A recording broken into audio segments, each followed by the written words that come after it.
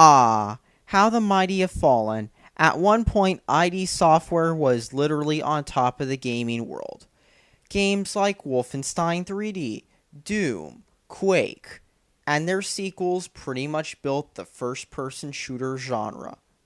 Making the games open source only increased the shelf life of these games, as the source ports that modified the engines helped the games become more advanced. From the Doom engine powering many fan mods due to its ease of modability and gaining many features such as 3D support and network online play, to the modern ID Tech 4 engine being free and open source, while many of their engines were used in various games, from a modified version powering the original Half-Life, to the ID Tech 3 engine powering many games, and with one notable licensee, Infinity Ward, modifying it into the well-known IW engine. And you can tell this because many new Call of Duty games have the little thing on the box that says it uses technology licensed from ID Software. However, ID Software has since fallen from those glory days. Licensees have gone on to make games with other engines such as the Unreal Engine, while other developers have churned out games with their intellectual property, some of which have been good, such as Return to Castle Wolfenstein, while others gaining more mixed receptions.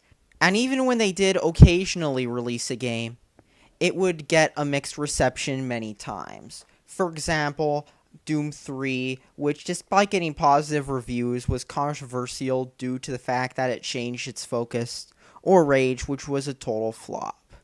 Wolfenstein the New Order is yet another new ID Software licensed game, this time developed by Machine Games, which was formed of ex-Starbreeze Studio developers, the makers of the Chronicles of Riddick games. Considering how the last Wolfenstein game from 2009 got mixed reception, with some praising it as underrated while others bashing it, hopes were high for this game. After all, in the early 2000s, Return to Castle Wolfenstein was released to much critical acclaim from players and critics. So what would this new game be like? Would it be a return to this, or would it heavily miss the mark? Let's find out, shall we? Now, I'm going to be playing this game on the Xbox 360 as my family video did not have any more copies of this game on the Xbox One. However, I did notice a major problem the second I opened the package of the 360 version.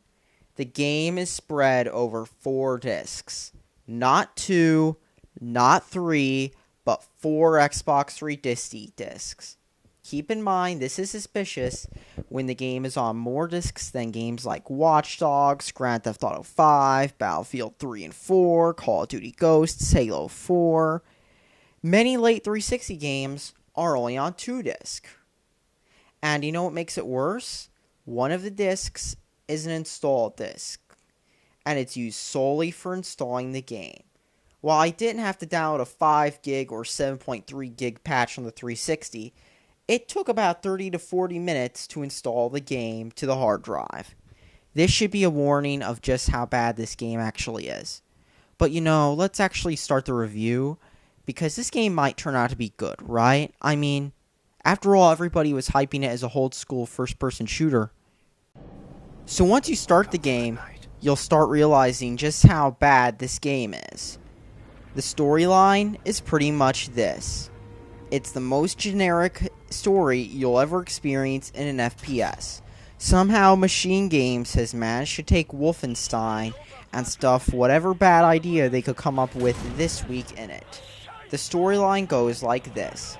It's 1946, the Allies are losing the war, and after you got your godlike soldier, after he survives everything being thrown at him, including a plane crash, Nazi doctors, robotic dogs, and various random glitches and quick time events, as you can already see right here.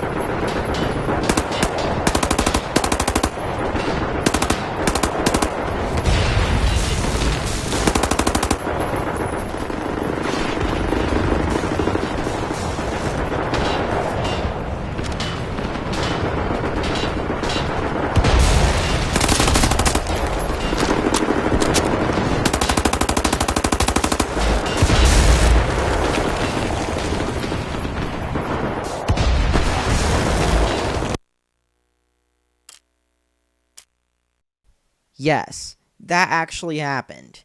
And I also glitched a few other times in my playthrough, as you'll see what happens next. But let me get back to the story. Basically, you get hit in the head with a piece of metal and you go into a coma until you wake up in a nursing home after the Nazis shoot it up. Because keep in mind, this has to be a generic war story with an already done-to-death plot themes of how evil the Nazis were and how their war crimes were terrible.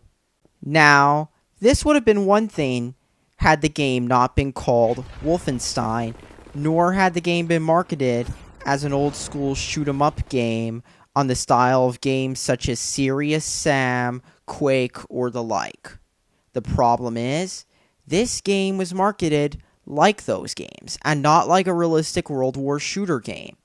And this is a common theme with this game. The game can't decide what it wants to be, especially when you have long, drawn-out cutscenes about this fictional alternate timeline, which we all know has been done to death with games like Singularity, Time Shift, BioShock Infinite, and the like.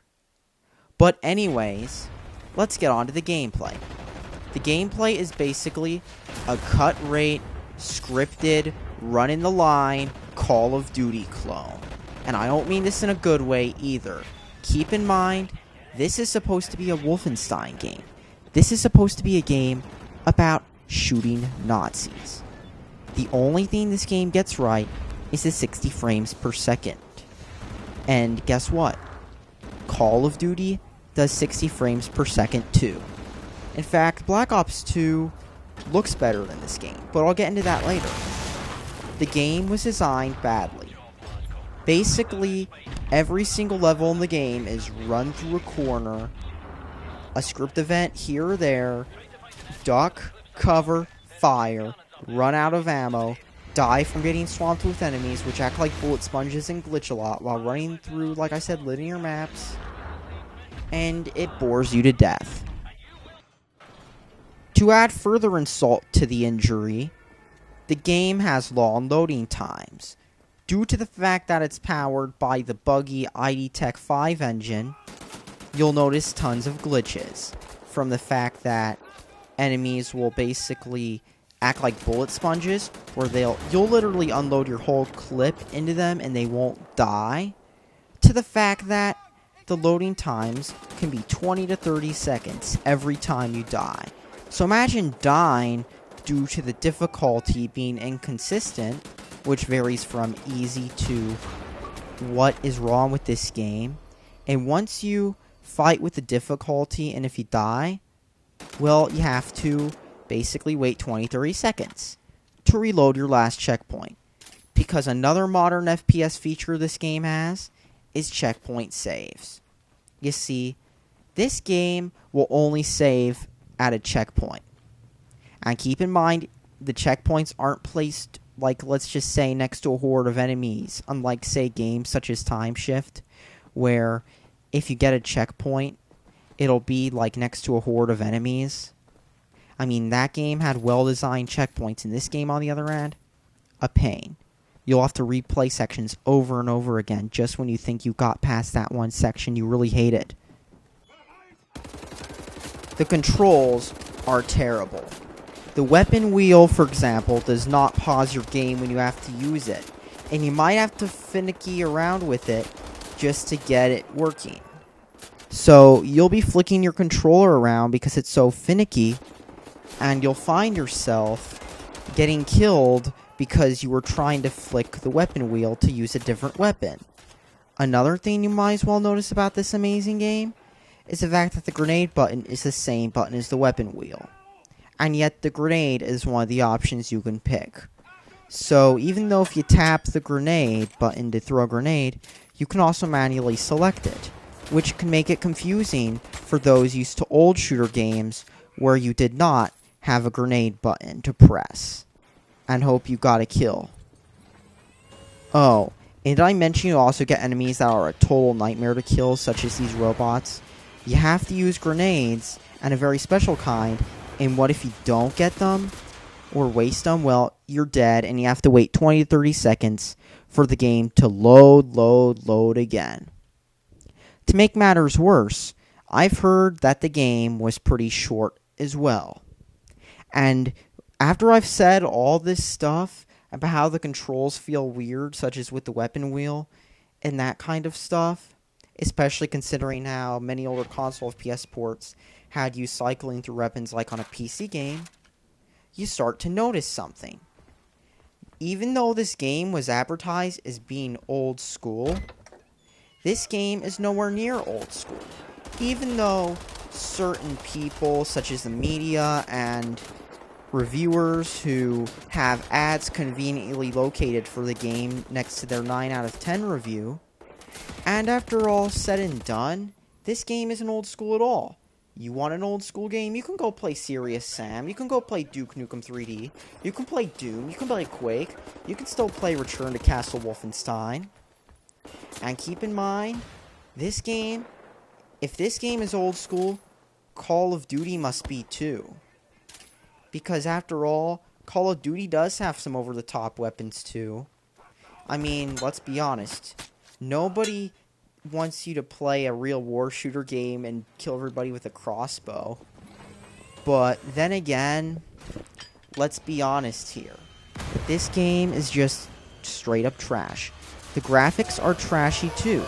They look like Quake 4 at a faster frame rate. And with a few more textures. Because I've seen 2006, 2007 games look better than this game does. I mean, this is a 360 version, but even the next-gen versions aren't too spectacular graphics-wise. And another thing, dual-wielding can screw you up a lot, especially because you can't aim down sights. And this can come in handy, especially because you have very limited ammo. And this can kill you a lot, because then you'll have to knife people, and that can be a pain. One last frustrating thing is, remember I said the game had identity issues? Well, it's not just the cutscenes. You see, many times in the game decides it wants to be Metal Gear Solid, or another stealth game. So basically, what do? You creep up on enemies, and use modern 2013 game execution moves. I'm not kidding. And there's also a signal detected where, if any of them see you, you basically get destroyed by these enemies, because they'll just swarm you. However, if you can find the commander and assassinate him, it's a lot easier. And this can make the game real frustrating, especially as you try to struggle to find the commander only to get seen and get killed, because the game is schizophrenic and can't tell if it wants to be a wannabe old school shooter game or a duck and cover shooter game. I'm not making this up. And to make matters worse, I know this sounds like a nitpick, but one of my friends who beat the game told me that not only does this game happen to be short too, but it also lacks Adolf Hitler in a robot as the final boss. This might sound like a nitpick, but keep in mind, one of the main themes of the original Wolfenstein was fighting Hitler as the final boss. And yet here you are, you can't even fight the final boss of the series that the series is known for. That's like making a Mario game without Bowser. I mean, sure, Mario is a formulaic series, but even then, it's basically one of the things that they always have. And let's be honest, that's what that's like. But anyways, now it's time to end this review with my final thoughts.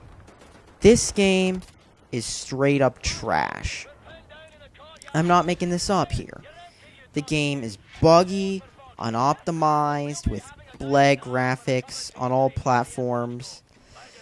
It has a 5 to 7 gigabyte patch on next gen. And you know, to make this game worse of all, this game doesn't feel like Wolfenstein. It is not an old school first person shooter game. Despite the marketing clearly trying to lean it towards that, it's about as much of an old school first person shooter as Call of Duty is. And there's no multiplayer either. While this would sound like a bad thing, you have to keep in mind, Return to Castle Wolfenstein and Enemy Territory both were known for having good multiplayers. It's basically weird, especially considering how recent this game was made.